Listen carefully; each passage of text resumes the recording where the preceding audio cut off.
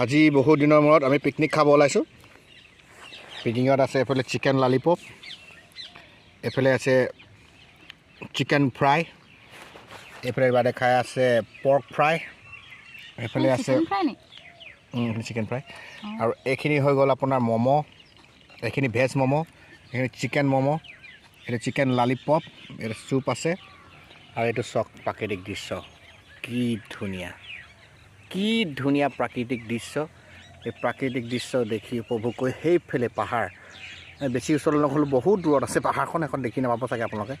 হ'লেও অকণমান দেখাবলৈ চেষ্টা কৰিছোঁ। এইখন পাহাৰ ওলাইছেতো যেনেকৈ হ'লেও ন, এখন পাহাৰ, এইফালে চাওক প্ৰাকৃতিক দৃশ্য চাওক চাওক।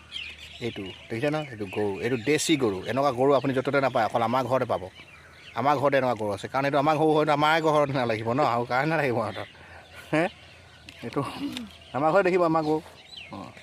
তাৰপিছত এইজনী ধুনীয়া চৰাই, এজনী এই চিঞৰি আছে, শুনিছে ন, এইজনী চৰাই চিঞৰি আছে।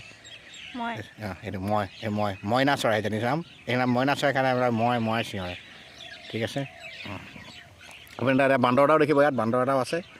এইটো বান্দৰ, এইটো এইটো এইটো এইটো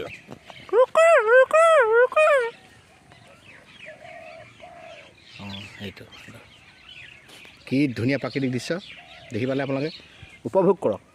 মই বেকগ্ৰাউণ্ড দিছোঁ, টিং টিং টিং টিং টিং টিং টিং টিং টিং টিং টিং টিং টিং টিং টিং টিং।